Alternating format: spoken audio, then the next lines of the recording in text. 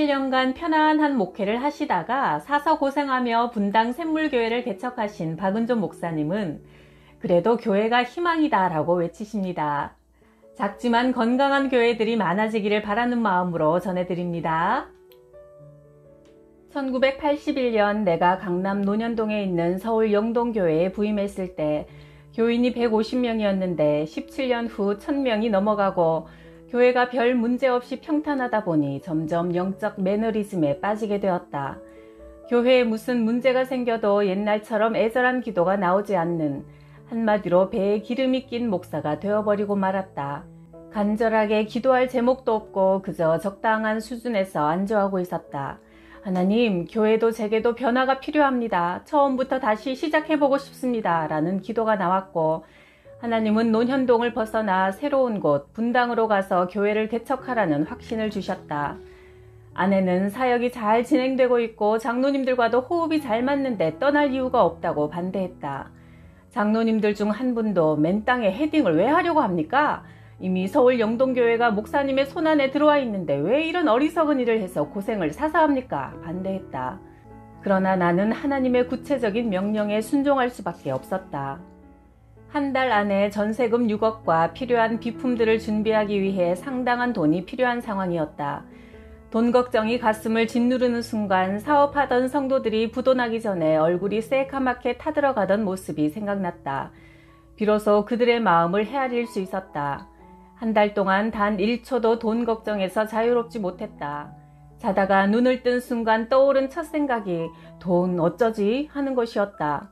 눈을 감아도 돈 걱정, 눈을 떠도 돈 걱정이었다. 이전까지 비교적 안정된 교회에서 일했기 때문에 돈 걱정할 일이 많지 않았다. 그동안 내가 너무 쉬운 목회를 했구나 싶었다. 그러던 중 마지막 주 목요일 아침 새벽 기도회를 인도하고 누가복음 4장을 읽었다. 예수께서 성령의 충만함을 입고 요단강에서 돌아온 후 광야에서 40일 동안 성령에게 이끌려 마귀에게 시험을 받으셨다. 이 모든 날 아무것도 드시지 않으니 날수가 다하니 줄이셨다. 수도 없이 많이 읽은 본문이었는데 예수님이 사역을 시작하신 것과 내가 개척이라는 새로운 사역을 시작하는 것을 비교하니 이 말씀이 완전히 새롭게 다가왔다. 예수님은 40일을 금식하시고 배가 고프신 상태에서 사역을 시작하셨구나.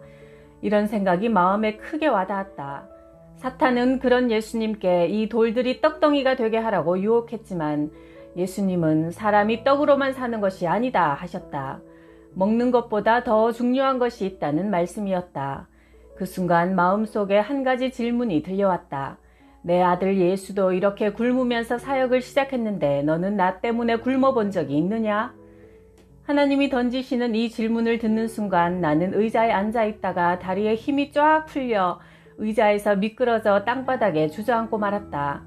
17년 사역하면서 한 번도 예수님 때문에, 복음 때문에, 교회 때문에 밥을 굶어본 적도 매를 맞아본 적도 없었다. 그러다가 이제 처음으로 조금 고생하겠다 싶은 개척 상황이 눈앞에 다가온 것이다. 아직 밥 한 끼 굶지 않았는데 이렇게 엄살을 떨고 돈 달라고 떼를 쓰고 있구나 하는 생각이 들어 내 모습이 얼마나 부끄럽고 송구스러웠는지 모른다. 땅바닥에 엎드려 울부짖기 시작했다. 회개했다. 주님은 금식하시고 고픈 배를 움켜쥐고 사역을 시작하셨는데 나는 한 끼 굶어보기도 전에 미리부터 걱정만 했으니 죄송합니다. 참으로 오랜만에 성령으로 하는 회개 기도를 드렸다. 눈물 콧물 흘리면서 1시간 이상 기도하고 나니 내게 변화가 일어났다는 느낌이 들었다. 지난 한 달 동안 단 한순간도 떠나지 않았던 돈 걱정이 없어진 것이다. 돈 걱정이 정말 거짓말처럼 싹 사라졌다. 그동안 무엇을 해도 항상 마음이 짓눌려 있던 돈 생각이 없어져 버린 것이다. 신기했다. 밥이 없으면 금식기도 하면 되는 거고 교인 수가 적으면 적은 식구끼리 서로도 사랑하고 살면 되지 뭐 걱정할 게 있나. 갈 건물이 없으면 집에서 예배드리면 되는 거지. 이런 생각이 평안과 함께 마음에 스며들었다. 걱정하던 모든 일이 다 없어져 버린 것이다. 그런데 서울 영동교회에서 헌금을 2억 원이나 해주었고 사택 전세금 1억 3천만 원도 지원해 주었고 개척에 동참한 성도들이 따로 상당한 액수를 헌금했다. 참으로 하나님의 큰 은혜가 아닐 수 없었다. 그러나 가장 큰 은혜는 나를 돈에 대한 두려움에서 해방시켜 주시고 오직 하나님만 의지하고 가도록 내 마음을 바꾸어 주신 것이었다. 하나님 앞에 무릎 꿇고 통회 기도했던 그 목요일 아침 또 하나 깨달은 것은 하나님이 가장 중요하게 생각하시는 준비는 돈 준비도 아니고 개척에 동참할 사람 준비도 아니고 목사인 나 자신의 준비구나. 내가 온전히 하나님만 의지하고 하나님이 인도하시는 길로 가기를 원하시는구나 였다. 하나님 앞에 거꾸러진 그날 이후 하나님은 내게 분명하게 말씀하셨다. 교회는 네가 세우는 것이 아니다. 내가 세운다. 내가 보내는 사람들이 세운다.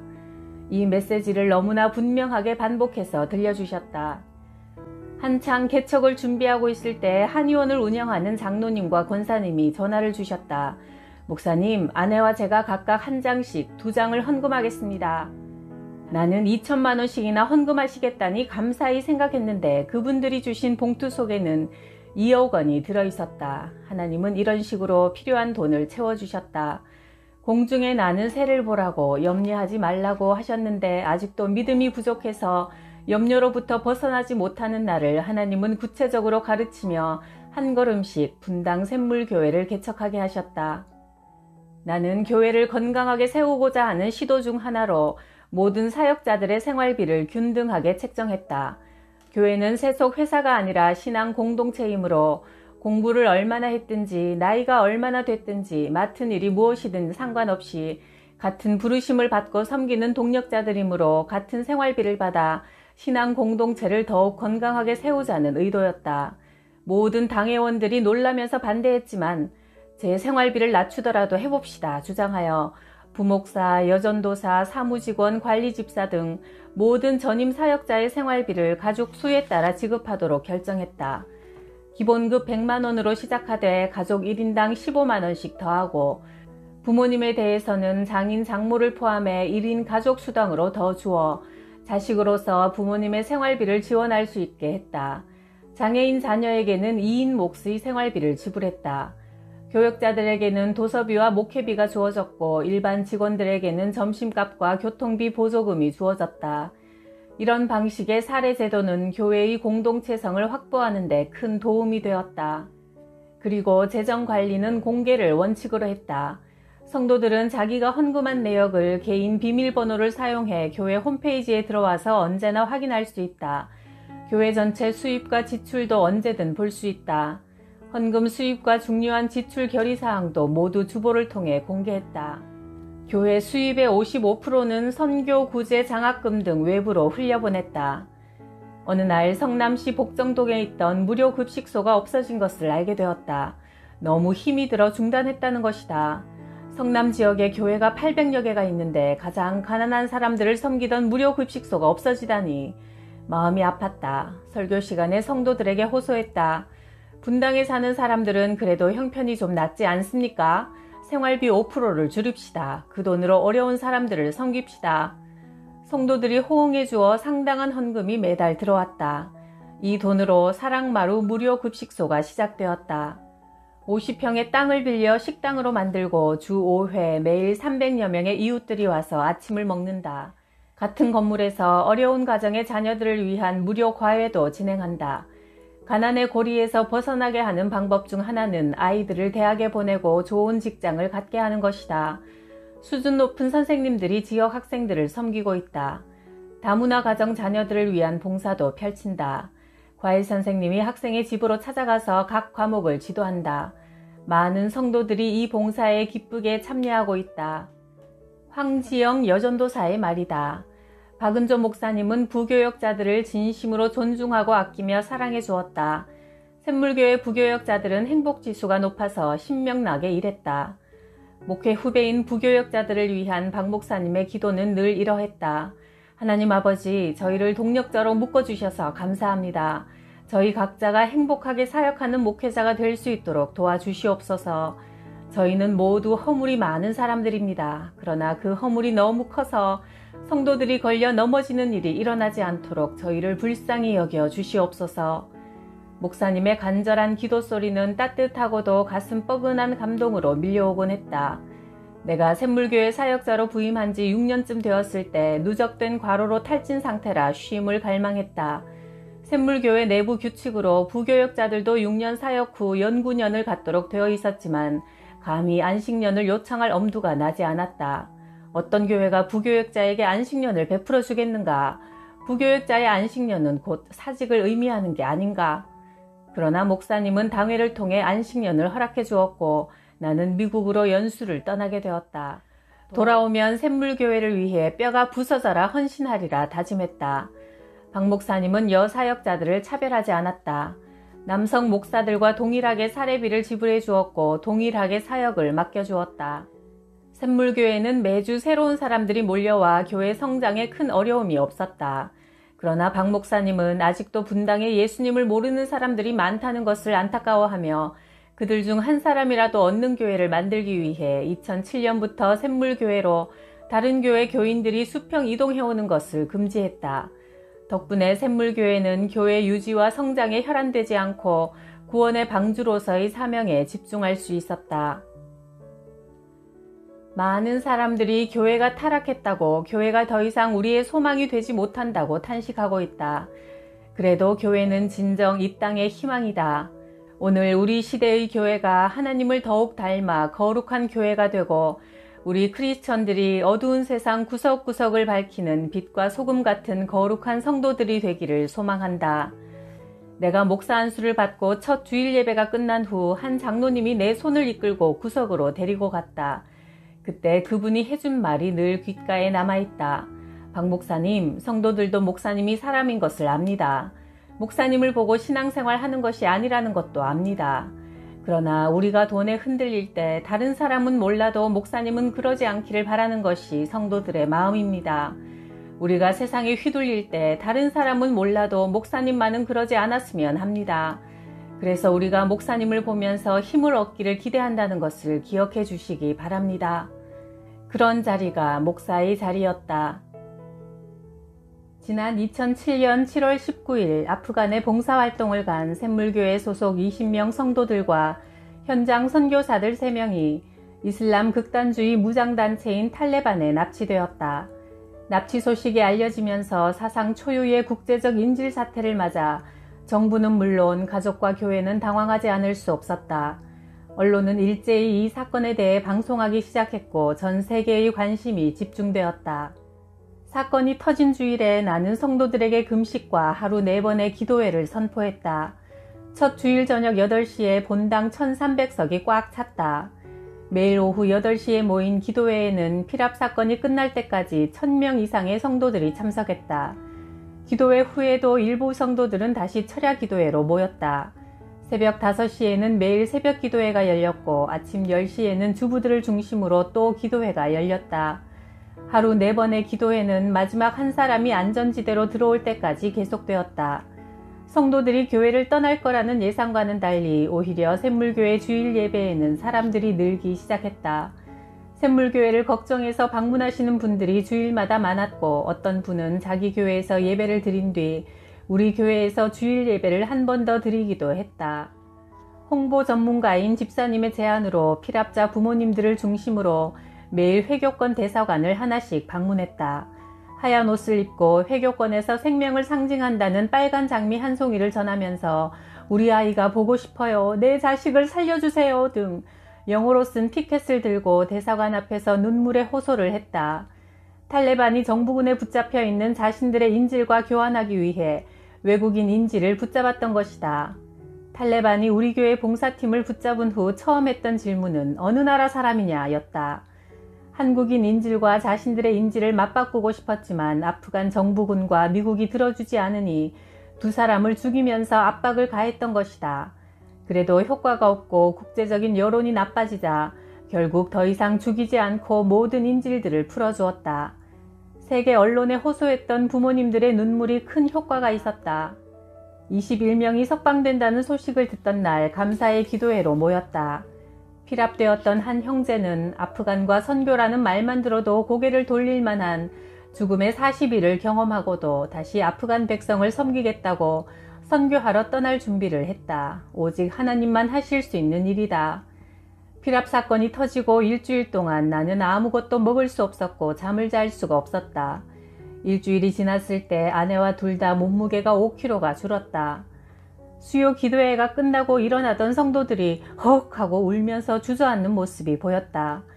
배영규 목사님이 그날 낮에 순교했다는 소식이 강단 위 자막에 떠 있었다. 많은 성도들이 도로 자리에 주저앉아 눈물의 기도회가 시작되었다. 그날 밤을 꼬박 세우면서 기도하는데 참 두렵고 무서웠다. 아침마다 내게 들러 소식을 전해주던 국정원 간부는 남자 7명이 다 죽어야 일이 끝날 것 같으니 목사님이 마음을 단단히 먹으라고 했다.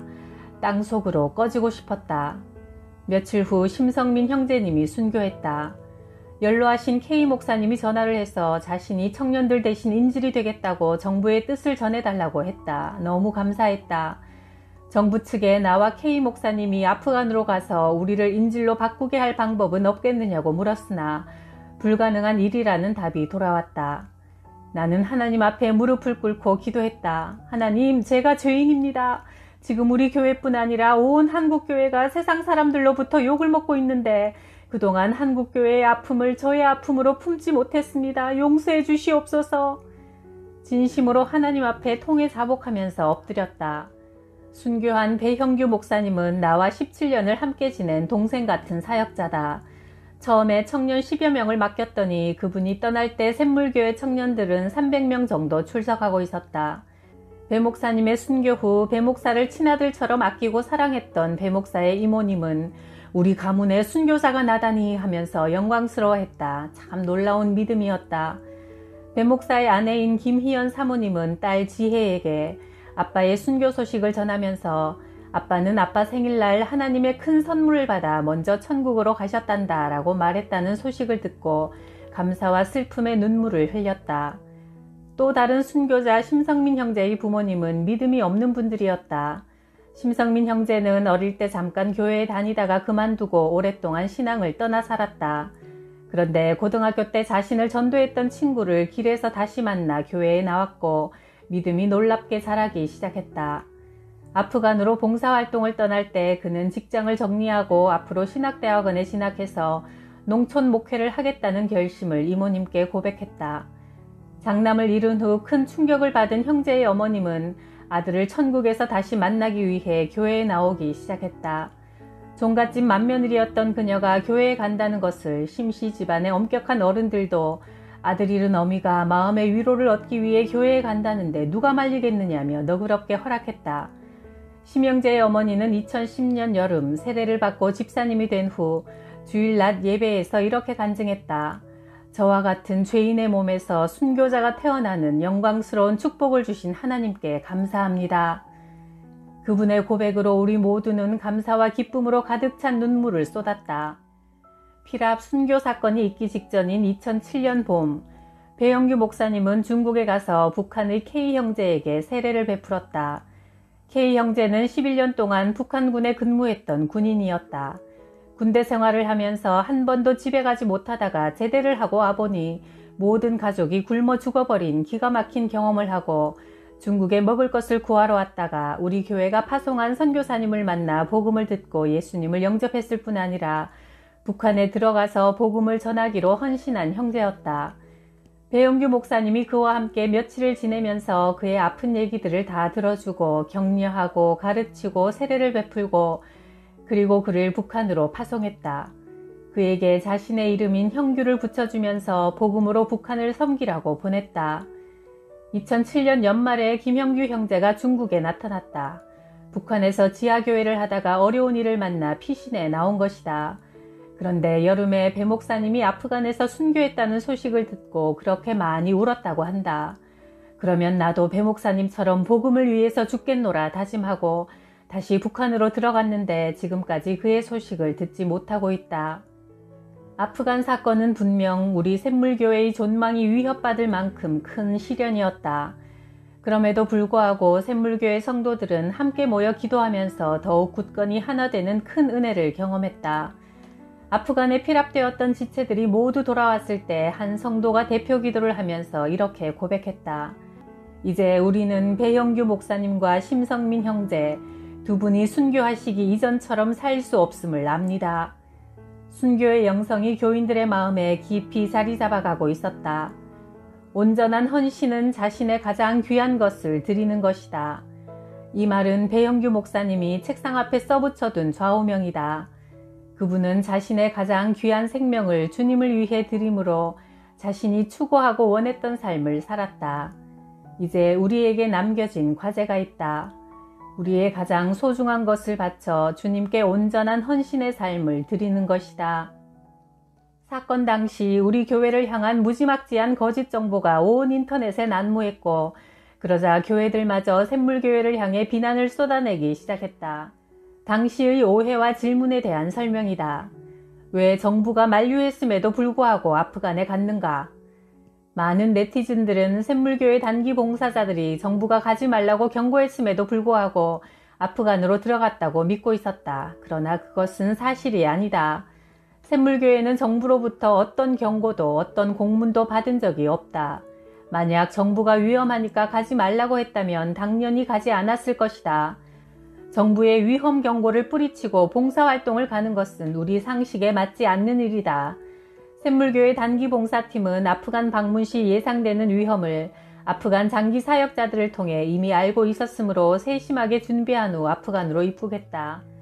2007년 4월 배형규 목사가 후보자 한 사람 한 사람을 면담하고 매 주말이면 함께 모여 2-3시간 이상씩 아프간 문화 이해를 위한 선교사들의 강의를 들었고 간단한 인사말의 현지어를 배웠다. 남자 단원들은 현지 문화의 존중과 친밀감을 공유하기 위해 수염을 길렀고 여성들은 히잡을 착용하고 노출을 삼가야 한다는 교육을 받았다. 봉사단은 최대한 현지 문화에 대한 이해를 가지고 아프간 사람들을 존중하는 마음의 자세로 그 땅에 입국했다. 당시 인터넷에 나돌았던 샘물교회 봉사단이 민소매 옷을 입고 시장을 활보했다는 식의 루머는 상식적으로 있을 수 없는 거짓 기사다. 또한 납치 배경이 종교와는 상관없었다. 탈레반은 종교와 무관한 독일 기자도 납치하는 등 감옥에 갇힌 자신들의 동료를 구출하기 위해 외국인들을 무차별 납치했다. 그러나 샘물교회가 한국교회와 국민들에게 심려를 끼치게 된 점은 죄송하기 그지없고 거듭 사과의 말씀을 드린다. 고통받는 아프간 사람들을 위해 흘린 두 순교자들의 피가 헛되지 않도록 순교의 마음으로 이 시대를 섬기는 한국교회가 되기를 간절히 기도한다.